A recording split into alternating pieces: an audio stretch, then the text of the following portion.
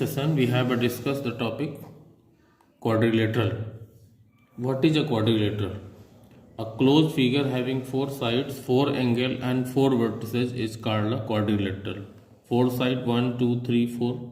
Four angle 1, 2, 3, 4 and four vertices. This and this called the quadrilateral. Okay. In topic quadrilateral, we need a proved a triangle congruent basically. तो during the congruency we require the how many types of the congruency. Congruency होती कितने type की है तो उसको थोड़ा सा हम डिटेल यहाँ पे दे रहे हैं क्योंकि कॉन्ग्रुएंसी की नीड पड़ेगी हर क्वेश्चंस में. तो फर्स्ट कॉन्ग्रुएंसी रूल होता है side side side called the triple S. Second congruency rule side angle side S A S. Third one the angle side angle A S A. And the last one the RHS, right angle hypotenuse side. Some students confuse the side angle side and RHS. RHS is the right angle hypotenuse side. Here is the side angle side. So don't confuse. Only 1, 2, 3, 4 types of congruency used in triangle if we prove the congruent. Okay. So now we have discussed the properties of a parallelogram. What is the property of a parallelogram? Basically, the diagonals of a rectangle bisect each other and are equal of the length. Next one, a diagonal of parallelogram divide it into two congruent triangles. The first theorem is this: a diagonal of parallelogram divides it into two congruent triangles. ABCD is a parallelogram. AC is the diagonal. One diagonal. So to prove triangle ABC congruent to triangle CDA. So simple. AB parallel to CD and BC parallel to AD in triangle ABC and triangle CDA. We apply this triangle and this triangle congruency. Angle BAC equal to angle ACD. Region alternate angles.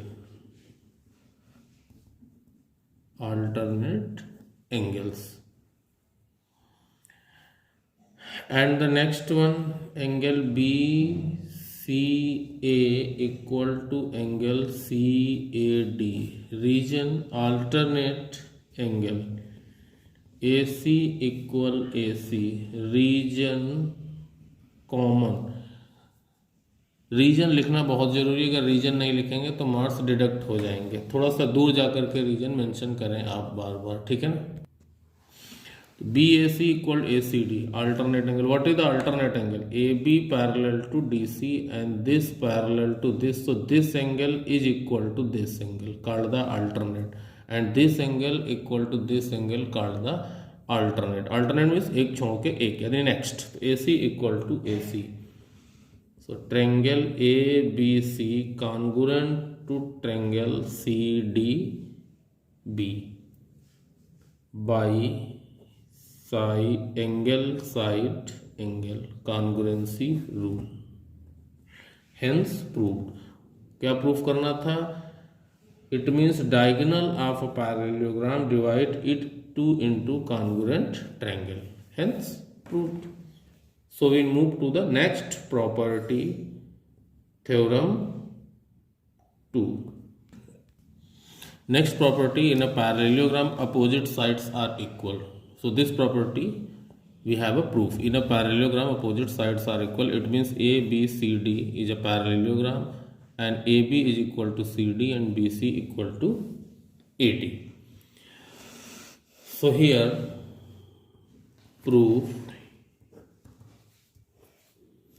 triangle ABC congruent to triangle CDA. Why we say the congruent? Because we know that in previous theorem, diagonal of a parallelogram divide it into two congruent triangle according to that theorem. ABC congruent to CDB by angle side angle. So that's why both triangle are congruent. If both triangle are congruent, then AB equal to CD by CPCT. Okay, and BC equal to AD by CPCT. Okay, we use the previous theorems help. Okay, next theorem, if each pair of opposite side of a quadrilateral is equal, then it is a parallelogram. Suppose that ABCD is a quadrilateral and AB equal to CD and BC is equal to AD, then to prove, what is to prove? AB parallel to CD and BC parallel to AD means ABCD is a parallelogram. Parallelogram we write this two sign parallel क्या बन गया? Parallelo और GM, parallelogram. This is the short form of the parallelogram. Now construction join the AC. Proof in triangle ABC. अब आप लोग थोड़ा हमारे साथ कॉन्ग्रुएंसी करने की आदत डालिए. In triangle ABC and triangle CDA हम कॉन्ग्रुएंसी लगाने जा रहे हैं दोनों ट्रायंगल में. AC equal to AC common, AB equal to CD given,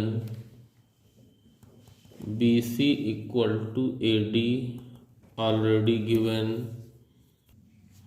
अब आप देखिए इन दोनों ट्रायंगल में AC कॉमन हो गया कि नहीं हो गया? कॉमन क्यों है? क्योंकि दोनों इस तरफ से भी आ रहा है, इस तरफ से आ रहा है. AB equal to CD opposite side, ये ऑलरेडी गिवन था ऊपर. BC इक्वल टू AD, ये भी ऑलरेडी गिवन है. तो ट्रायंगल में कॉन्ग्रुएंसी के लिए कितनी चीज़ों की जरूरत होती है? 3 चीज़ों की. तो ट्रायंगल हो गया हमारा कॉन्ग्रुएंट. अब अगर ट्रायंगल कॉन्ग्रुएंट हो जाता है ABC triangle to CDA by side side side congruency rule. तो अगर ट्रायंगल कॉन्ग्रुएंट हो गया तो हम जो चीज़ चाहें वो चीज़ CPCT से इक्वल हो जाएगी. हमें क्या लेना था? Opposite side of a quadrilateral equal, then it is a parallelogram. तो पैरेललोग्राम के लिए बेसिक नीड क्या है? अपोजिट साइड पैरेलल होनी चाहिए. बस यही नीड है. ये चीज़ हम प्रूफ कर लेंगे किसी तरीके से. तो कैसे प्रूफ करेंगे? BAC यानी कि this angle is equal to angle ACD इसके होना चाहिए. ये कैसे होगा? आपको पता ही है कि अगर ट्रायंगल कॉन्ग्रुएंट हो गया तो नेक्स्ट चीज बाई CPCT से हो जाएगी. तो ये CPCT से हो गया. नेक्स्ट वन BCA, ये वाला ट्रायंगल किसके इक्वल हो जाएगा हमारा? ये एंगल हो जाएगा CAD के, इसके इक्वल हो गया. दोनों ट्रायंगल कैसे इक्वल होंगे? बाई CPCT से हो गए. We know that if alternate angles are equal, then we can say alternate angles are equal, then we can say AB parallel to CD and BC parallel to AD. So we can say ABCD is a parallelogram. Hence proved. Now we have discussed the theorem 4. In a parallelogram, opposite angles are equal. Parallelogram means AB parallel to CD and BC parallel to AD. तो proof क्या करना है? Angle A equal angle C, angle B equal angle D. अब हम आते हैं proof में. तो प्रूफ में हम क्या देखेंगे? We know that AB parallel to CD, ये दोनों लाइन पैरेलल है. एंड AD क्या है? AD is a transversal line. Transversal line है तो बेनिफिट क्या होगा हमें? बेनिफिट ये होगा कि angle A plus D equal to 180. A और D क्या हो जाएगा? 180 हो जाएगा. 180 क्यों होगा? क्यों बोलते हैं इसको? बोल देंगे consecutive angle. Similarly AD parallel to BC, AD parallel to BC and CD is a transversal. Angle D plus angle C equal to 180 होगा। अब यहाँ ध्यान से बात देखिए, हमने ए बी और सी डी सबसे पहले पैरेलल लिया और ए डी को ट्रांसवर्सल लिया, तो ए और डी को हमने 180 दिखा लिया। बात ध्यान से देखिएगा, अगली बार हमने ए डी और बी सी को लिया और सी डी को हमने ट्रांसवर्सल दिखाया। आप ये कह सकते हैं कि सी डी को क्यों लिया, बी सी को क्यों नहीं लिया।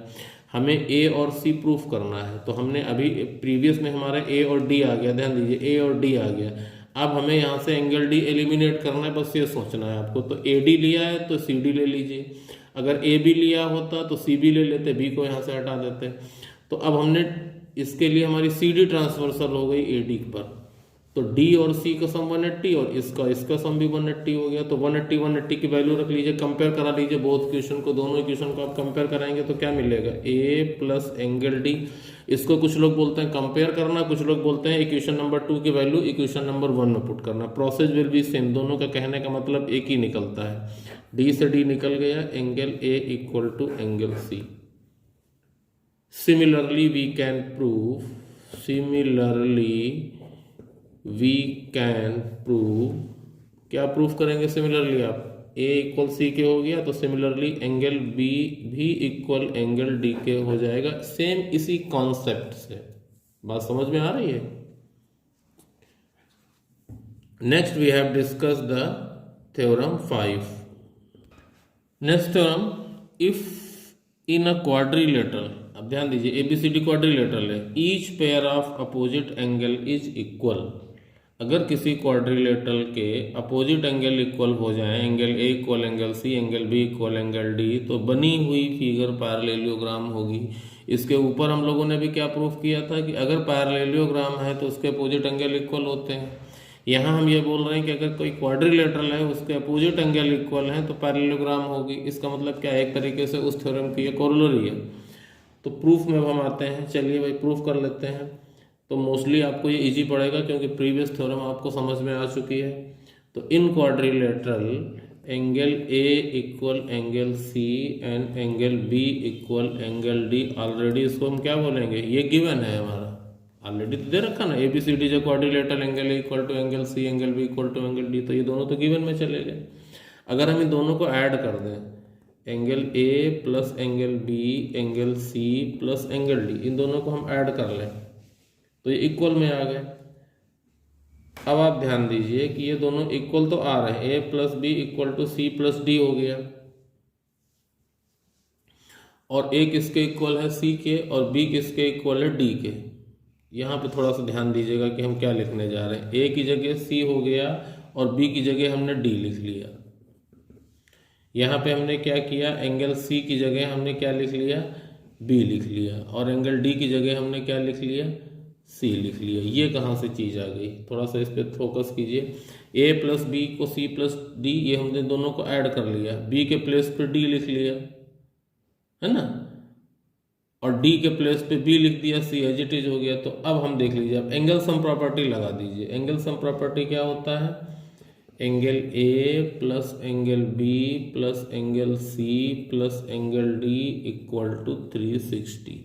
ये लाइन थोड़ा सा मे भी कंफ्यूज कर सकती है आपको। Angle A equal to angle C, angle B equal to angle D already given है, हमने दोनों को ऐड कर लिया बाई एडिंग, लिख लीजिए कोई कंफ्यूजन न रहे आपको। तो इन दोनों को ऐड कर लिया तो A plus B equal to C plus D हो गया। अब यहाँ ध्यान दीजिए, बी की जगह हमने डी लिख लिया और इस डी की जगह हमने फिर बी लिख दिया, यानी हम बी की जगह डी और डी की जगह बी लिख रहे हैं, सी को हम इंटरचेंज ही नहीं कर रहे हैं, सी एज इट इज हमारा पड़ा हुआ है।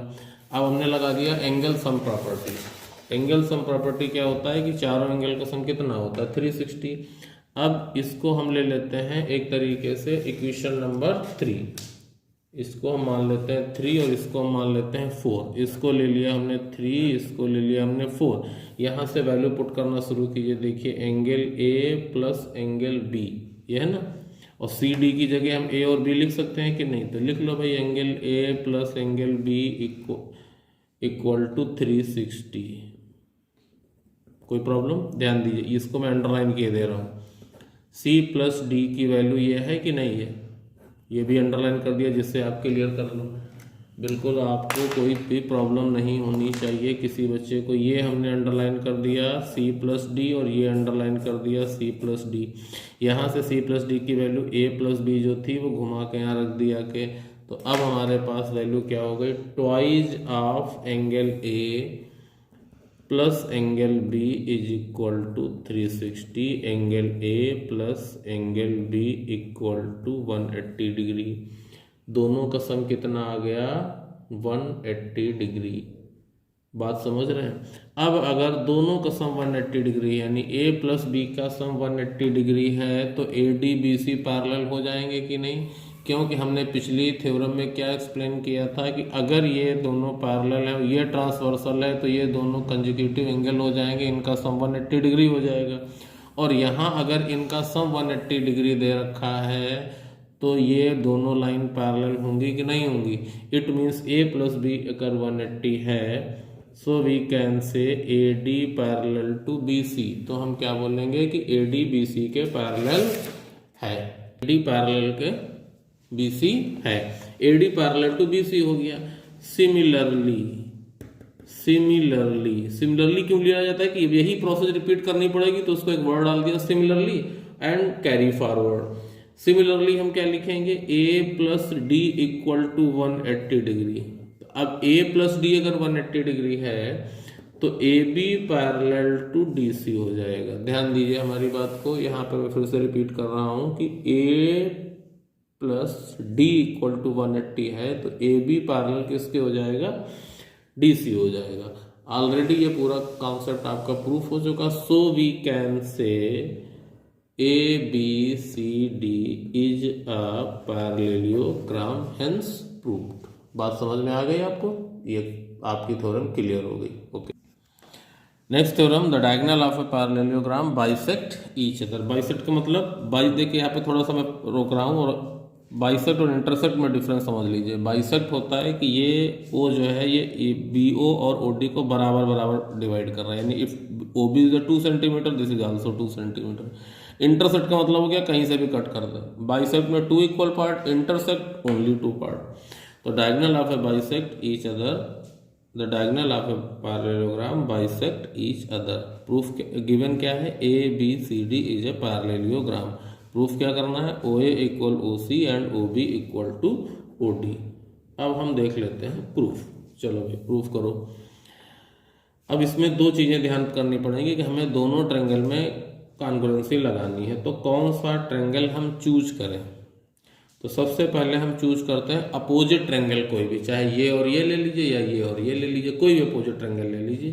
तो हमने ले लिया इन ट्रायंगल AOD इसको एंड ट्रायंगल BOC, ये 2 ट्रायंगल हम आपस में क्या ले रहे हैं, कंसीडर कर रहे हैं। इसमें हम क्या अप्लाई कराएंगे, इसमें आप देखिए एंगल ADO, ये एंगल, ठीक है, angle ADO equal angle CBO, ये वाला एंगल, यानी कि हम इस एंगल और इस एंगल को क्या कर रहे हैं, इक्वल दिखा रहे हैं। क्यों इक्वल दिखा रहे हैं, रीजन कोई है, रीजन ये है कि ये दोनों एंगल अल्टरनेट हैं, अल्टरनेट एंगल है। अब अल्टरनेट एंगल हैं क्यों, क्योंकि BC और AD पैरेलल है। ये कैसे पता चला, क्योंकि ABCD जो पैरेललोग्राम है। देखिए क्वेश्चन और फिगर से ही सारी चीजें निकालते जाइए।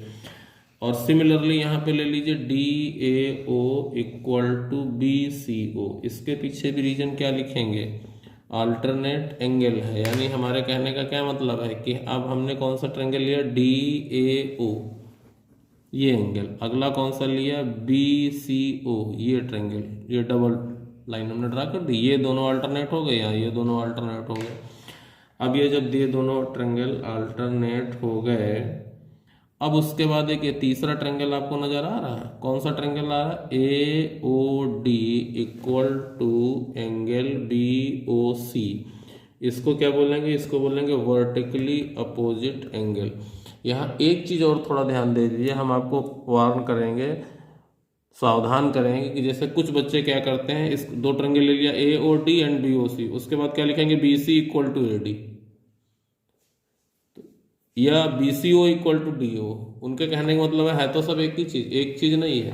आप करस्पॉन्डिंगली सारी चीज़ें ले चल रहे हैं। करस्पॉन्डिंग मतलब क्या होता है, अगर पहले ए ओ डी लिया है तो पहले सारी ए ओ डी की चीज़ें होंगी, बी ओ सी लिया है तो बाद में बी ओ सी की सारी चीज़ें होंगी, ये नहीं कि बी ओ सी पहले आ गया ए ओ डी बाद में आ गया। Point noted. तो first triangle, second triangle, third triangle, triangle are congruent by बताइए भाई, triangle are congruent by angle angle angle, angle angle angle भी कॉन्ग्रुएंसी रूल होता है, ये आप ध्यान कर लीजिए। O A equal to O C, O B equal to O D, कहाँ से आ गया, सबको पता होगा ट्रायंगल कॉन्ग्रुएंट प्रूफ हो चुका है, तो सीपीसीटी से आ जाएगा। Now we have to discuss the midpoint theorem, most important theorem. What is the midpoint theorem? The line segment joining the midpoint of two sides of a triangle is parallel to the third side and equal to half of it. Theorem क्या कह रहा है? The line segment joining the midpoint of two sides of a triangle. Triangle is the ABC. Midpoint of AB is E and AD is F. The line segment joining the midpoint of, it means ED join कर लिया, ED join कर लेंगे तो क्या होगा, is parallel to third side. Third side कौन सी बची, दो तो यही हो गई, तीसरी BC बची ना, it means EF parallel to BC and EF is equal to half of it. Proof करना है कि अगर दो किसी ट्रायंगल के दो साइड्स के मिड पॉइंट ज्वाइन कर दिए जाएं तो वो लाइन ज्वाइनिंग जो होगी वो तीसरी साइड की हाफ होगी और पैरेलल होगी। चलिए ठीक है, ये फिगर बन गई। प्रूफ क्या करना है, EF parallel to BC and EF is 1/2 BC। Construction हमने क्या किया, AB के पैरेलल लाइन CD ड्रा कर दिया C से, this is parallel to this, और इसने EF लाइन को प्रोड्यूस करा दिया तो D पॉइंट पे इंटरसेक्ट कर गई। ओके, अब प्रूफ में हम क्या कर रहे हैं, कॉन्ग्रुएंसी लगाएंगे, क्योंकि जैसे कि हम अभी तक लगाते चले आए हैं। कौन सा ट्रायंगल कंसीडर करेंगे, AEF, बहुत ध्यान से देखिए, AEF एंड ट्रायंगल CDF। कौन से दो ट्रायंगल की बात हो रही है, आपको पता होना चाहिए, ये दोनों ट्रायंगल, क्योंकि ट्रायंगल यही दो नजर आ रहे हैं, बाकी कोई ट्रायंगल नजर ही नहीं आ रहा, तो इन्हीं दोनों ट्रायंगल में हम कॉन्ग्रुएंसी लगाएंगे। कैसे लगाएंगे, AEF is equal to angle CFD, reason क्या डालेंगे हम, vertically opposite angle, this angle is equal to this angle, AFE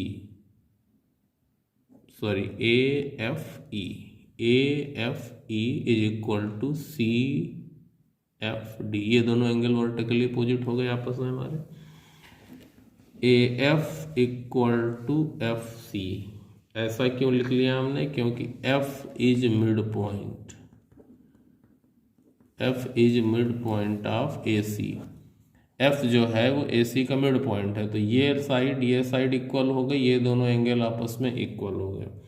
तीसरी चीज ले लीजिए, angle EAF is equal to angle FCD, this angle is equal to this angle. ये क्यों equal हो रहे हैं, ये इसलिए इक्वल हो रहे हैं because the alternate angle,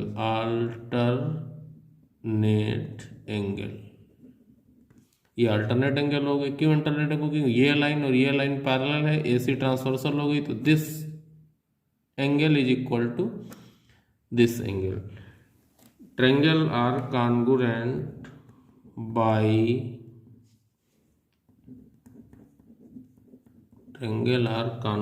by angle side angle rule. अब ये क्वेश्चन कन्फ्यूजन कभी कभी हो जाता है कि कौन से लग जाती है, कभी एंगल साइड एंगल हो जाता है, कभी साइड एंगल साइड हो गया। तो आप इस ट्रायंगल में देख लीजिए कि सीरीज में कौन सा चल रहा है, एंगल हो गया, साइड हो गया, एंगल हो गया, एक सीरीज से मूव कर गए, या तो क्लॉकवाइज मूव कर जाइए, एंटी क्लॉकवाइज मूव कर जाइए, इधर से आ जाइए, एंगल हो गया, साइड हो गया, एंगल हो गया, तो एंगल साइड एंगल हो गया। अब जैसे ही एंगल साइड एंगल प्रूफ हो गया तो AE इक्वल क्या हो गया, AE किसके इक्वल आया, AE आ गया CD के इक्वल, क्यों, बाई CPCT। EF किसके इक्वल हो गया, FD के, EF किसके इक्वल हो गया, FD के। ये दोनों फिगर किसके साथ क्यों इक्वल हो रहे हैं, क्योंकि CPCT है, ये दोनों आपस में क्या है, ये CPCT है, इसलिए CPCT है तो ये आपस में इक्वल हो जाएंगे। अब AE इक्वल टू BE ये पहले से दे रखा, सोचने वाली बात है। AE इक्वल टू BE ये क्यों गिवन है, क्योंकि E is the mid point, E is the mid point. अब थोड़ा सा यहाँ से पकड़िएगा नहीं तो भूल जाएंगे। ये इसके इक्वल है और ये इसके इक्वल, हम डायग्राम में लेके इसलिए समझ रहे हैं जिससे आपको जल्दी समझ में आ जाए। ये लाइन इसके इक्वल, ये लाइन इसके इक्वल, तो ये दोनों आपस में इक्वल होंगे कि नहीं इक्वल होंगे। तो यहाँ से आप देखिए AE equal to BE equal to CD, ये होगा कि नहीं होगा, यहाँ पे ध्यान दे लीजिए। जैसे ही ये हुआ तो BE पैरेलल किसके हो गया, CD। BE पैरेलल CD के हुआ तो आप क्या लिख सकते हैं, सो BCD E is a parallelogram. फिर से मैं रिपीट कर रहा हूँ, ये किसके इक्वल है, इसके, है ना, और ये किसके इक्वल, और ये किसके इक्वल हो गया, इसके, और ये किसके इक्वल हो गया, इसके, क्योंकि पैरेलल हो गया तो ये वाला पूरा पैरेललोग्राम हो गया कि नहीं। BCDE is a parallelogram and we know that the parallelogram opposite sides are equal. तो यहाँ से क्या चीज़ निकल के आ गई, यहाँ से ये चीज़ निकल के आ गई, जो ED है हमारी, ED जो है वो BC के इक्वल होगी। ED कौन सी नज़र है, यहाँ से लेकर यहाँ तक चले जाइए, पूरी ED किसके बराबर आ गई, BC के। और ED को आप क्या लिख सकते हैं, ED दो पार्ट में टूट रही है, कौन कौन, EF plus FD is equal to BC। तो ये 2EF होगा या नहीं होगा, 2EF इक्वल टू BC। अब 2EF कहाँ से आ गया, ये दोनों आपस में इक्वल थी।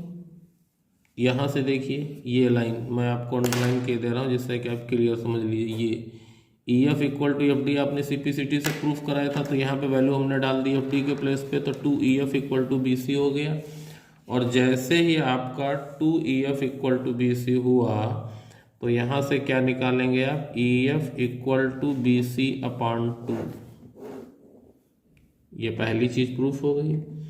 और यहाँ आपने क्या लिखा था, BE पैरेलल टू CD, यही तो था, BE पैरेलल टू CD था। और अगर पैरेललोग्राम है तो EF पैरेलल टू BC होगा कि नहीं होगा, ये भी वही चीज होगा क्योंकि उसका करस्पॉन्डिंग पार्ट है। तो EF parallel to BC already proof है हमारे पास, और EF इक्वल टू BC/2 अब आ गया। Hence the line segment joining the mid point of two side of a triangle is parallel to the third side and equal to half of it. Now complete the proof of the mid point theorem. Okay,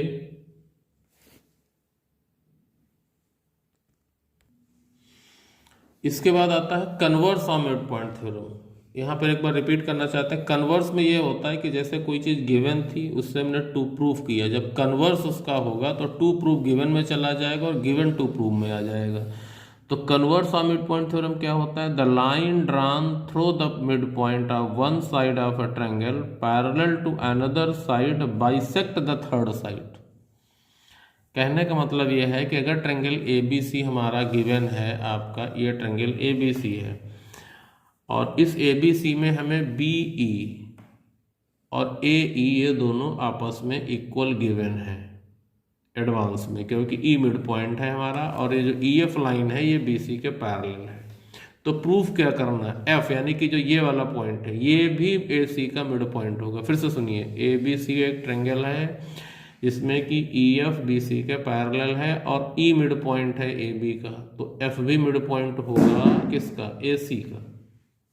तो कुछ नहीं proof करना, एक आपने फिर construction draw की, इन दोनों triangle में आप क्या लगाएंगे, कॉन्ग्रुएंसी लगाएंगे। कॉन्ग्रुएंसी कौन सी लगाएंगे, फिर इसमें वही लगेगी आपकी कौन सी, एंगल साइड एंगल ही लगेगी। एंगल साइड एंगल लिखने के बाद आपका AF is equal to CF आ जाएगा CPCT से।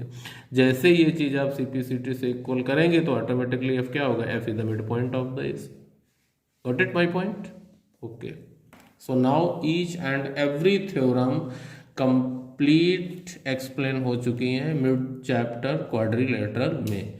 नेक्स्ट सिस्टम में हम लोग क्या करेंगे, इसके क्वेश्चंस को डिस्कस कर लेंगे based on the theorems. Okay.